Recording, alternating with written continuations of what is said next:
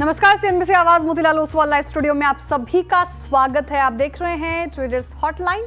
मैं हूं आपके साथ श्रेया ठाकुर। देखिए, एक्सपायरी वाला दिन और बाजार में उतार चढ़ाव तो देखने को मिल ही रहा है। निफ्टी इन रेड ट्रेड करता हुआ 25 अंकों के फिलहाल अभी आप देखेंगे तो लगभग 33 अंकों की गिरावट 24,292 के लेवल पर कर रहा है कारोबार। काफ़ी वोलेटिलिटी आज निफ्टी में देखने को मिलेगी। बैंक निफ्टी हालांकि निचले स्तरों से सुधर कर रहा है कारोबार। 55,088 का इसका अभी तक का निचला स्तर है, वहां से लगभग 300 अंकों की रिकवरी देखने को मिल रही है बैंक निफ्टी में। तो अभी मूड माहौल थोड़ा एक्सपायरी के दिन ये देखने को मिल रहा है। वहीं आप देखिए कुछ चुनिंदा सेक्टर्स में शानदार रैली, उसमें शामिल है फार्मा इंडेक्स देखिए करीब 1.5% चढ़ गया। हालांकि auto, consumer durables, realty, Finserv जैसे सेक्टर पे थोड़ा दबाव देखने को मिल रहा है। लेकिन सवाल यहाँ से ये कि आगे क्या अप्रोच रहेगी आज के सेशन के लिए, स्पेशली क्या स्ट्रैटेजी आप अपना, इस पे बातचीत करेंगे। साथ ही आपके सवालों के जवाब भी लेंगे और आपके सवालों के जवाब देने के लिए, मार्केट को बेहतर तरीके से समझाने के लिए हमारे साथ मौजूद है मार्केट एक्सपर्ट राजेश सातपुते जी। राजेश जी, गुड मॉर्निंग, स्वागत है आपका एक बार फिर से सीएनबीसी आवाज पर। सर, सबसे पहला सवाल तो ये, एक्सपायरी वाले दिन थोड़ी वोलेटिलिटी हमें देखने को मिल रही है मार्केट में, क्या अप्रोच फिलहाल मार्केट में क्या रहेगी आपकी? Good morning Shreya, good morning everyone. जी श्रेया देखिए, अप्रोच मुझे लगता है as far as the index is concern slightly आप कॉशियस रहिए। आज एक्सपायरी है, ऑब्वियसली इतनी अच्छी खासी रैली हमने देखी है। तो ऑब्वियसली निफ्टी में मुझे लगता है जब तक ये 24,300 350 नहीं निकलेगा तब तक ये रैली एक्सटेंड नहीं होगी। और अच्छी खासी रैली हुई भी है, V shape fall, V shape rally, तो बहुत कुछ हो चुका है। तो आज मुझे लगता है कि थोड़ा कॉशियस अप्रोच रखें, थोड़ा स्टॉक स्पेसिफिक अप्रोच रखें रादर देन गोइंग लॉन्ग और taking buy on dip strategies. I think अगर आप थोड़ा फार्मा पे फोकस करें या एफएमसीजी पे फोकस करें, जैसे कि अभी एचयूएल पे बात हो रही थी या नेस्ले पे बात हो रही थी, लुपिन पे बात हो रही थी, सनफॉर्म, आई थिंक काउंटर स्पेसिफिक थोड़ा अगर मुंह कैच करने की कोशिश करें, थोड़ा क्वांटिटी कम करके, तो I think that should be a safer approach. क्योंकि हाई बीटा से थोड़ा बच के रहिए, लो बीटा पे काम करें। That is what we are suggesting to our clients. तो काउंटर स्पेसिफिक मूव आप आज अपना सकते हैं बाजार में, इंडाइसेस पे नहीं, counter specific, stock specific move अपनाएं बाजार में फिलहाल। चलिए अब आगे बढ़ते हैं शो में, और सबसे पहले वो नंबर आपके स्क्रीन पर जिसके जरिए आप हमारे साथ जुड़ सकते हैं, अपने सवाल पूछ सकते हैं। व्हाट्सएप नंबर अभी आपके स्क्रीन पर 7045220000। ये नंबर पर अभी फटाफट से अपने सवाल पूछिए और सीएनबीसी आवाज पर आने का भी मौका पाइए। चलिए अब देखते हैं कि सबसे पहला कॉलर हमारे साथ कहां से जुड़ रहे हैं। हमारे साथ जुड़ रहे हैं राहुल कुमार जी जयपुर से। Rahul ji, good morning. Good morning ma'am. जी सर, आपका सवाल। मैम, मेरे पास मोबीविक है 300 से 354 के रेट्स के। ठीक है, तो ये शॉर्ट टर्म के लिहाज से आपने लिया था या फिर लॉन्ग टर्म का नजरिया है? मैम, शॉर्ट टर्म के नजरिए से लिया था, बट लॉन्ग टर्म रख सकते हैं इसको। ठीक है, ये लॉन्ग टर्म आप रख सकते हैं आपने कहा, लेकिन लॉन्ग टर्म रखने लायक है या कि नहीं ये स्टॉक का समझते राजेश जी से। देखिए, चार्ट्स तो काफ़ी कम होंगे, डेटा हालिया लिस्टेड है ये सर, लेकिन फिर भी क्या अप्रोच अपनाइए, लॉन्ग टर्म के लिहाज से रखने लायक स्टॉक लग रहा है? हालांकि इसने आप देखिए तो 5 दिन में लगभग 2% का रिटर्न दिया है, मोबीक्विक। श्रेया जी देखिए, अगर मोबीक्विक का आप डेली चार्ट देखें तो ऑब्वियसली यहाँ पे चार्ट कम है, तो आप लॉन्ग टर्म पे चार्टिकली प्रेडिक्ट करना थोड़ा डिफिकल्ट होगा। प्रोबेबली थोड़ा फंडामेंटल अगर आप सपोर्ट ले तो बेटर है। लेकिन अगर आप चार्ट पे और चार्ट के बेसिस पे देखें तो लगता है कि 250 और 280 ये इसका एक एक्यूमुलेशन जोन है। और ये जो करेक्शन हमने देखा था करीबन 650 700 के लेवल से एक इम्पॉर्टेंट लेवल पे आके खड़ा है। तो यहाँ से डाउन साइड कम लगती है, तो मुझे लगता है अगर क्लाइंट के पास पोजीशन है तो बने रहे। प्रोबेबली यहाँ से एक छोटा मोटा डिप भी देख सकता है, लेकिन 250 का लेवल इंटैक्ट रहना चाहिए। 235 का स्टॉप लॉस रखे। अगर मैं सही हूँ तो यहाँ पे एक रैली मिलनी चाहिए 280 से लेके 400 तक। प्रोबेबली ये रैली 400 साढ़े 400 तक भी एक्सटेंड हो सकती है। तो counter at this level it's a hold.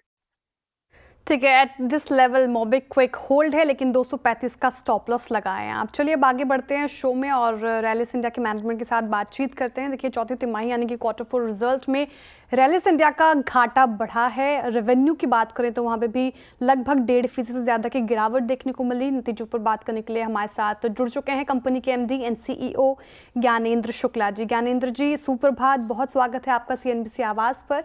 Sir, सबसे पहला सवाल तो यही होगा, लॉस वाइडन हुए हैं, रेवेन्यू पर भी दबाव देखने को मिल रहा है, कारण क्या रही इसके पीछे की? देखिए, हमारा बिजनेस जो है सीजनल नेचर है, तो हमें इसको क्वार्टर बाय क्वार्टर नहीं देखना चाहिए। और जो क्वार्टर फोर पर्टिकुलर होता है, इसमें खासकर सदर्न एरिया में पेस्ट प्रेशर किस फसल पे किस तरह का रहा, उस पे कंजम्पशन डिपेंड करता है। दो प्रमुख फसलें हैं, जैसे मिर्ची की फसल में हमारा एक प्रोडक्ट है, उसमें पेस्ट प्रेशर कम आया, उसके वजह से वो कम बिका। और दूसरा राइस में एक प्रोडक्ट है हमारा, एक इंसेक्ट, पर्टिकुलर इंसेक्ट के कंट्रोल के लिए, वो भी कम बिका। उसके वजह से थोड़ा रेवेन्यू भी सॉफ्ट रहा और मार्जिन भी घटा। तो इन दोनों प्रोडक्ट्स पे थोड़ा दबाव देखने को मिला। लेकिन सर, जब आपसे बातचीत हुई थी पहले, तो आपने कहा था कि आपका जो फोकस है वो घरेलू बाजार पर ज़्यादा है, वो वहाँ पे पकड़ आप मजबूत करने की पूरी कोशिश कर रहे हैं। तो इसके मद्देनज़र कोई प्रोडक्ट्स या रीजन पर आप ज़्यादा फोकस कर रहे हैं? क्या स्ट्रैटेजी आप अपना रहे हैं? देखिए, हमारे जो प्रोडक्ट कैटेगरी है, एग्रीकल्चर का बिजनेस जो है प्रोडक्ट पे निर्भर करता है। तो हमारे पास 4 कैटेगरी के प्रोडक्ट हैं डोमेस्टिक मार्केट के लिए। हमारा डोमेस्टिक बिजनेस जो है 75% टोटल रैलीज का कंट्रीब्यूट करता है। डोमेस्टिक में सीड बिजनेस जो हमारा थोड़ा पिछड़ा रहता था, उसने बहुत स्ट्रॉन्ग ग्रोथ ली है पिछले साल में, और मुझे लगता है कि सीड बिजनेस हमारा आगे इसी तरह से ग्रो करता रहेगा। दूसरा हमारा सॉइल और प्लांट हेल्थ से रिलेटेड बिजनेस था, जो 200 करोड़ रुपए क्रॉस कर गया है। उसने पिछले कई सालों में डबल डिजिट ग्रोथ दी है। वो बिजनेस भी हमारा अच्छा चलेगा। और तीसरा जो डोमेस्टिक क्रॉप केयर है, जिसमें क्रॉप प्रोटेक्शन होता है मोस्टली, जिसमें इंसेक्टिसाइड, फंजीसाइड, हर्बिसाइड होते हैं, उस बिजनेस में भी हमारे पास हर्बिसाइड कैटेगरी में कुछ कमजोरियां थी, कुछ सेगमेंट में हमारे पास प्रोडक्ट नहीं थे। तो अगर फोकस देखा जाए तो बीज का बिजनेस, सॉइल और प्लांट हेल्थ का बिजनेस, हर्बिसाइड का पोर्टफोलियो हम मजबूत कर रहे हैं। उसके अलावा जो फफूंदनाशक और इंसेक्टिसाइड का बिजनेस है, उसमें भी हम जहाँ पे पोर्टफोलियो गैप थे उसको कॉम्प्लीमेंट कर रहे हैं। उसके साथ साथ हम digitally led customer centricity programme चला रहे हैं, जिससे हम अपनी जो रिलेशनशिप है कस्टमर से बढ़ा सकें। कोशिश हमारी है कि हमारे जो फील्ड स्टाफ है वो 50% से ज़्यादा समय किसानों के साथ लगाए, डिमांड जनरेशन एक्टिविटी में समय लगाए।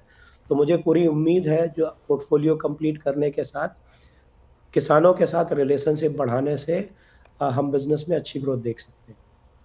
बिल्कुल सर। सर, आपने सीड बिजनेस की भी बात की, वहाँ पे एकदम दिख रहा है वो टर्न अराउंड भी अच्छा हुआ, 18 करोड़ प्रॉफिट बिफोर टैक्स रहा है दिस ईयर ऑल्सो। तो सर, इसके पीछे के की लेवर्स क्या हैं? क्या ये डिमांड है या इंटरनल एफिशिएंसीज है? ये इंटरनल एफिशिएंसी ज़्यादा है। कपास की फसल में हमने कुछ प्रोडक्ट नॉर्थ इंडिया में लॉन्च किए थे, वो हमारे बहुत सक्सेसफुल रहे हैं। इस साल भी उनका जो अभी का रुझान है बहुत अच्छा है। उसके अलावा हम मस्टर्ड की फसल में, बाजरे की फसल में और राइस की फसल में भी अच्छे-अच्छे नए प्रोडक्ट ला रहे हैं।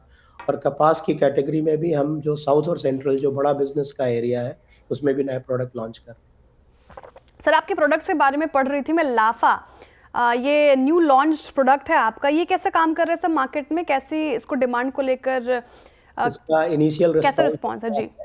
लाफा जो है एक प्रोडक्ट कैटेगरी होती है नॉन सेलेक्टिव हर्बिसाइड की। वो स्टैंड अलोन इंडिया की सबसे बड़ी कैटेगरी है। उसमें हमारे पास कोई प्रोडक्ट नहीं था, तो इस प्रोडक्ट को हमने ऐड किया है और अभी तक का रिस्पांस बहुत अच्छा है इसका। रिस्पांस तो अच्छा है सर। आगे सर, फाइनेंशियल 2025 की ही बात करूं तो क्या, कौन चीज़ों को आप प्रायोरिटी पे रख रहे हैं? क्या आपकी स्ट्रैटेजी प्लानिंग है इसी साल? देखिए, 3 चीज़ों पे हमारा प्रमुख ध्यान रहता है। एक तो होता है डोमेस्टिक बिजनेस, जो हमें इसको ज़्यादा अच्छा फोकस करना है, बिकॉज़ इसमें हमारा कंट्रोल है, हमारा ब्रांड बहुत अच्छा है, पुराना ब्रांड है, किसान जो है हमारे ब्रांड को पसंद करते हैं। उसके अलावा हम कुछ ऐसी भी स्ट्रेटजीज़ में काम कर रहे हैं जिससे अपने खर्चे कंट्रोल में रख सकें। और तीसरा जो एरिया हमारा प्रमुख है, जहाँ पे फोकस है, रिसर्च एंड डेवलपमेंट। हम उसको और स्ट्रॉन्ग करेंगे और कोलैबोरेशन बढ़ाएँगे, जिससे नए-नए प्रोडक्ट ला सके। आजकल कोई भी किसान के पास जाओ, हमेशा वो नए प्रोडक्ट की डिमांड करता है।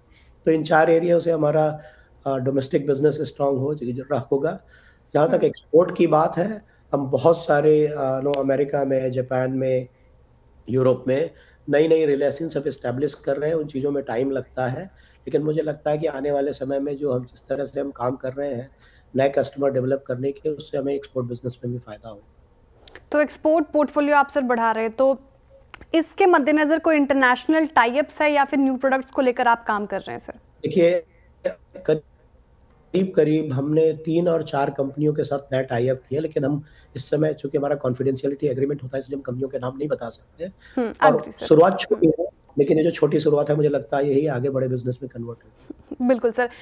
एक आध सवाल सर और पूछना चाहूँगी आपसे। एक तो आप ये बताएं कि फार्मर्स के साथ आपने कहा कि आप उनको लेकर काम कर रहे हैं, तो उनके साथ अच्छी रिलेशन के मद्देनज़र टेक्नोलॉजी को लेकर कोई परिवर्तन कर रहे हैं, कोई बदलाव वहाँ पर एक्सपेक्ट कर रहे हैं?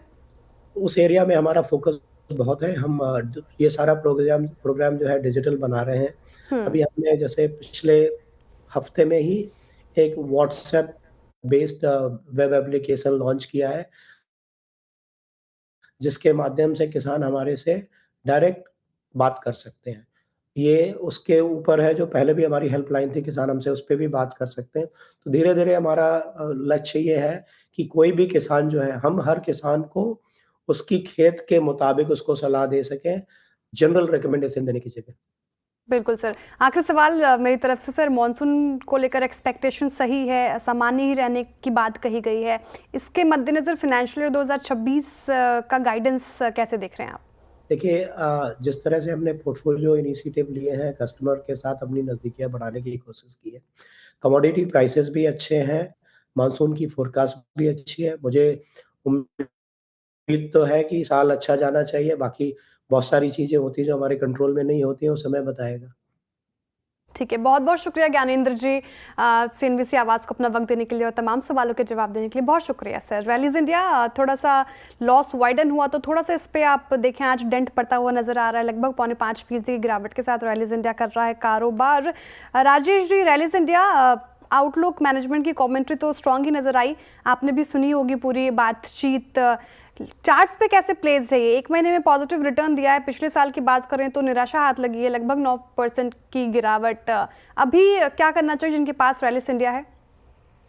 डेफिनेटली होल्ड करना चाहिए। अगर आप इसका वीकली चार्ट देखें तो दिखता है कि 380 का लेवल था और 380 से वन वे करेक्ट हुआ था 200 तक। 200 के आसपास से कंसोलिडेट होकर यहाँ से रैली शुरू हुई है। फिलहाल अगर आप देखें तो 220 का बेस बन रहा है। 220 के ऊपर स्विंग ट्रेड पॉजिटिव होगा। इसका पहला टारगेट होगा 280 का। अगर 280 निकले तो फिर और तेजी होगी। तो फिलहाल 280 के टारगेट के लिए रैलिस इंडिया बाय बनेगा। बाई तो है सर, लेकिन सर इस करंट मार्केट प्राइस पे खरीद सकते हैं अभी जिस मार्केट प्राइस पे ट्रेड कर रहा है? 230 के ऊपर बाय करें, स्टॉप लॉस 220 के नीचे रखें।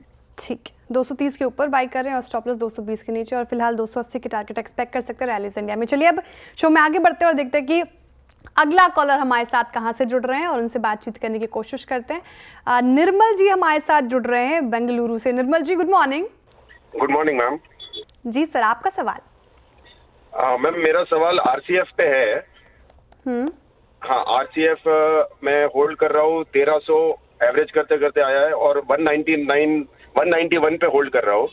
तो उसके लिए क्या फ्यूचर प्लान्स रहेंगे? लॉन्ग टर्म का नजरिया है, आप इसमें बने रहना चाहते हैं? हाँ, रह सकते हैं ma'am, no issue. Okay. Chemical basket में राजेश जी अच्छी तेजी हमें पिछले दिनों भी देखने को मिली। आज भी स्टॉक देखिए लगभग 1.5% ज़्यादा की तेजी के साथ ही कारोबार कर रहा है। एक महीने में भी इसने 9% का रिटर्न दिया है और इस साल में अब तक थोड़ा तो करेक्ट हो चुका है, लेकिन इसका 52 वीक हाई 245 था, वहां से करेक्ट होकर 143 पर आ गया है। लॉस में है फिलहाल निर्मल जी, लगभग 47 रुपये प्रति शेयर का लॉस झेल रहे हैं। क्या करना चाहिए लॉन्ग टर्म के लिहाज से? क्या ये स्टॉक होल्ड है? देखिए, अगर आप इसमें करेक्शन देखें तो 240 से ये करेक्ट हुआ था करीबन 110 तक, और 110 से ये रैली, तो ये रिट्रेसमेंट की रैली है, रिलीफ रैली है। कहाँ तक जाएगी? मुझे लगता है 160 170 तक का मूव यहाँ पे दिखता है, बशर्ते ये अपना 130 का ब्रेकआउट जो है, जो हम स्विंग ट्रेडिंग की बात करते हैं डेली चार्ट पे, 130 का ये ब्रेकआउट होल्ड करता है तो डेफिनेटली, जैसे मैंने कहा, 160 170 तक जाएगा। अगर ज्यादा भी खींचता है 180 तक जाएगा, तो प्रोबेबली मुझे लगता है कि उनको लॉस ज्यादा बुक करने की जरूरत नहीं होगी, उनको एक एग्जिट मिल जाएगी। अगर आप ओवरऑल सेक्टर की बात करें तो I think Chambal fertiliser is one of the strongest. उसके बाद अगर आप देखें तो ज्यादा मोमेंटम किसी और में दिखता नहीं है। अगर आपको कुछ, जैसे कि अगर स्विच भी करना है, आई थिंक चंबल थोड़ा सा बेटर लगता है रादर देन आरसीएफ। लेकिन फिलहाल आपने पोजीशन रखी है, 130 के ऊपर बाय रहेगा, सो 120 का स्टॉप लॉस। 130 के ऊपर बाई 120 का स्टॉप लॉस एग्जिट करने का मौका मिल जाएगा आपको, और आप जब एग्जिट करें तो बेटर काउंटर पर शिफ्ट हो सकते हैं। स्पेस से चंबल फर्टिलाइजर राजेश जी को अच्छा लग रहा है, शानदार मोमेंटम हमने पिछले कल के सत्र में भी उससे पहले भी अच्छा देखा है। तो फिलहाल आप ये रणनीति अपनाएं इस पर्टिकुलर काउंटर में। चलिए अब अगले कॉलर की तरफ चलते हैं। सुनीत जी हमारे साथ जुड़ रहे हैं महाराष्ट्र से। सुनीत जी, महाराष्ट्र में कहाँ से बात कर रहे हैं सर आप? अहमदनगर से। जी सर, स्वागत है आपका CNBC आवाज पर। सवाल सर आपका। मैंने इलेक्ट्रोथर्म बाई किया है 1000 shares at a rate of 1200। मेरा लॉन्ग टर्म व्यू है इसके ऊपर, मैं काफी बुलिश है, बट मेरे को व्यू जानना था कि इसके ऊपर कैसा रहेगा मार्केट का रिएक्शन। अच्छा, आप बुलिश है, मतलब लग रहा है आपको इसमें तो मैं बन के ही रहूंगा। ठीक है। इलेक्ट्रोथर्म, हाँ, 1000 स्टॉक्स है, 1200 की खरीदें इनकी, अभी 91 रुपए प्रति शेयर का लॉस तो झेल रहे हैं। क्या लग रहा है सर, ये तो पॉजिटिव है स्टॉक को लेकर, पर आपकी राय क्या है? देखिए, मेरे हिसाब से अगर मैं इसका चार्ट देखूं तो ये अवॉइड कैटेगरी में आएगा। द रीजन यहाँ पे, जो अगर आप चार्ट भी देखते तो ये सर्किट टू सर्किट चलने वाला घोड़ा है। तो अगर आप इसमें एक आप नो वारंटी नो गारंटी वाला काम है, तो ऑब्वियसली अगर सर्किट टू सर्किट चलेगा जहाँ पे वॉल्यूम ही कम है, तो इसमें हम ट्रेड करके कोई मतलब नहीं है। अगर उनके पास कोई पुख्ता जानकारी है कि यहाँ तक जाएगा, तो I think probably he can continue to hold, but मेरे हिसाब से अवॉइड। फिलहाल तो अवॉइड की सलाह मिली है आपको सुनीत जी, तो आप अवॉइड कीजिए। ठीक है, ये स्ट्रैटेजी आप अपना सकते हैं इलेक्ट्रोथर्म में। चलिए इसी के साथ रुक रहे हैं एक छोटे से ब्रेक के लिए, और ब्रेक के उस पार आपके बहुत सारे सवालों का इंतजार। वेलकम बैक, आप देख रहे हैं ट्रेडर्स हॉटलाइन CNBC आवाज पर। चलिए अब अगले कॉलर की तरफ चलते हैं। हमारे साथ जुड़ रहे हैं हिमांशु अरोड़ा जी फरीदाबाद से। Himanshu ji, good morning. Good morning ma'am. जी सर, आपका सवाल। मैम, मेरे पास श्रीराम फाइनेंस है 300 शेयर्स 590 के रेट पे। ठीक है, होल्ड करना चाह रहे हैं? लॉन्ग टर्म का नजरिया है, शॉर्ट टर्म के लिहाज से लिया है? शॉर्ट टर्म व्यू है। 3 to 6 मंथ्स? हाँ, 3 मंथ्स 4 मंथ्स। ठीक है, 3 से 4 महीने के लिहाज से ले रखा है। प्रॉफिट में अभी फिलहाल तो आप 112 रुपये प्रति शेयर का प्रॉफिट है आपके पास। 703 के लेवल पर कारोबार कर रहा है, 590 की खरीद है।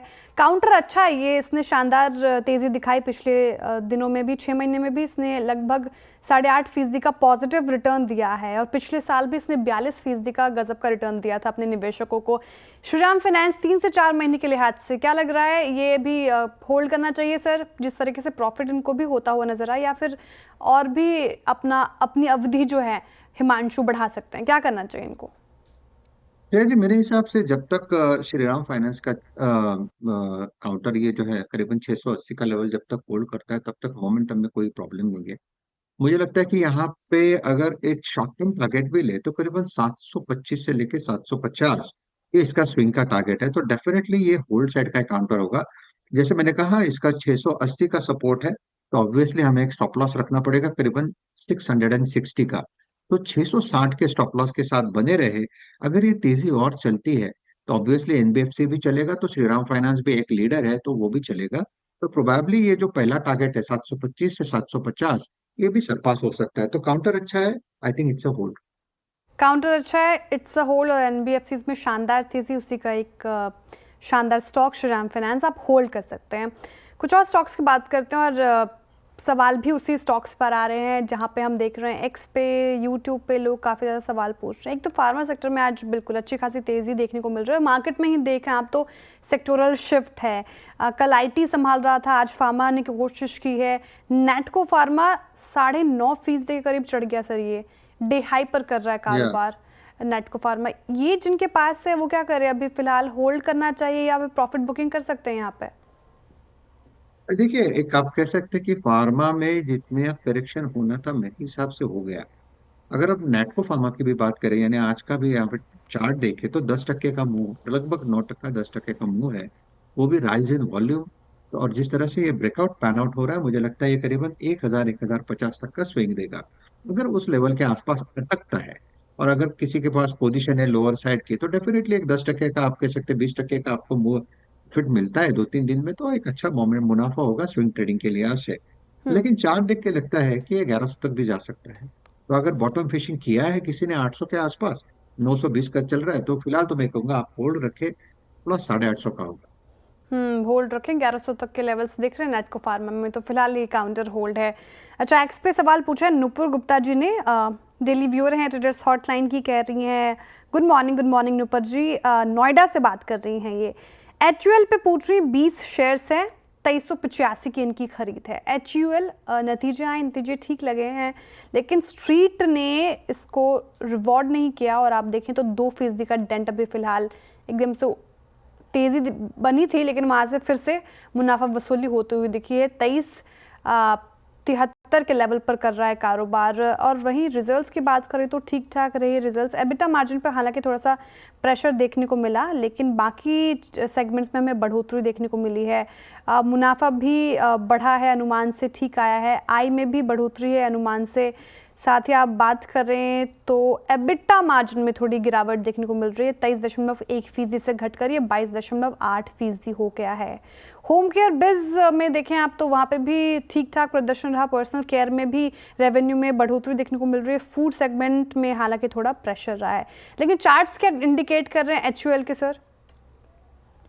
श्रेया देखिए, मुझे लगता है कि जब तक HUL 2300 का लेवल मेंटेन करता है, मैं स्पॉट की बात कर रहा हूँ, तब तक यहाँ पे कोई दिक्कत वाली बात नहीं है। तो 2300 मुझे लगता है कि मेंटेन करेगा। हालांकि आज रिजल्ट का एक रिएक्शन हम देख रहे हैं, सिर्फ 15-20 मिनट में आपने देखा किस तरह से यहाँ पे करेक्शन है, लेकिन ये करेक्शन 2300 के आसपास आते ही मुझे लगता है अरेस्ट हो जाएगा। तो जब तक 2300 का लेवल मेंटेन है तब तक दिक्कत नहीं है, आप बने रहे। मेरे हिसाब से what it needs is a breakout. अगर ये 2500 के लेवल पार करता है तो थोड़ा सा मॉनिटर करिए। 2500 का लेवल अगर पार करता है तो 2650 से लेकर 2800 का बड़ा टारगेट यहाँ पे अनफोल्ड होगा। ओवरऑल हमने ट्रैक्शन देखा है FMCG स्टॉक्स में, तो HUL भी कोई जुदा नहीं है। I think this is buying opportunity. Let's see how does it pan out. ठीक है, तो बाइंग अपॉर्चुनिटी इस डिप में आप खरीद सकते हैं। हालांकि थोड़ा सा नेट प्रॉफिट पर दबाव देखने को मिला। इसी का एक काउंटर नेस्ले भी रखते हैं आपके स्क्रीन पर। शानदार रैली उस पर्टिकुलर काउंटर में भी देखने को मिल रही है। डे हाई के आसपास ही कर रहा है कारोबार। हाँ, थोड़ा सा डे हाई से फिस्ट है, लेकिन अच्छी तेजी यहाँ पे लगभग 2% अप है। 2481 पे कर रहा है कारोबार। नेस्ले पर क्या व्यू रहेगा सर? जय जी, देखिए मैं इसमें एक चीज जोड़ना चाहूंगा, क्योंकि हाँ। मैं FMCG is one of my favourite sector, आपको भी पता है। मैं FMCG पे हमेशा मॉनिटर करते रहता हूँ। ITC देखिए, ITC जब 400 था, 390 और 400 पे लोगों ने जम के बेचा और आज 430 के ऊपर खड़ा है। हमेशा FMCG, ये आप कह सकते हैं कि लो बीटा सेक्टर जब होते हैं, फार्मा, FMCG, ये हमेशा आपको डिप में, करेक्शन में ऐड करने होते हैं, जहाँ पे उसके क्रूशियल सपोर्ट्स है। नेस्ले एक मोमेंटम प्ले है, फिलहाल एक मोमेंटम में है, तो मुझे लगता है कि यहाँ पे आज तो यहाँ पे कोई ट्रेड नहीं होगा। अगर आपको नेस्ले ऐड ही करना है तो 2300 2350 का वो लेवल होगा जहाँ पे आपको सोचना है कि मुझे नेस्ले ऐड करना है। तो that should be the starting point. At this is a momentum play. आप अगर एफएम में काम कर रहे हो तो आपको यहाँ से एक 100 रुपए की और बढ़त मिलेगी, दैट्स अ डिफरेंट स्टोरी। लेकिन FMCG और फार्मा आपको कभी भी लेना है पोर्टफोलियोज में तो अच्छे खासे डिप पे ले लीजिए, कभी भी नुकसान नहीं होता। That is what I have studied so far. भाई 20-22 साल से मैं ये काम कर रहा हूँ, तो मैंने देखा FMCG और फार्मा करेक्शन में पैसा देता है। करेक्शन बिल्कुल पैसा देता है। नेस्ले इंडिया में भी आपको हिदायत बाय ऑन डिप्स की ही है। 2300 के आसपास मिले तो आप इसको ऐड करने का सोच सकते हैं। सर बहुत शुक्रिया हमारे साथ इस शो में जुड़ने के लिए, तमाम सवालों के जवाब देने के लिए बहुत शुक्रिया सर। और दर्शकों का भी बहुत बहुत आभार अपने सवाल पूछने के लिए। और फिर अगले शो में ट्रेडर्स हॉटलाइन में आपसे मुलाकात होगी बहुत सारे सवालों के साथ, लेकिन एक छोटे से ब्रेक के बाद खिलाड़ी नंबर 1 में मेरे साथ सुनिए।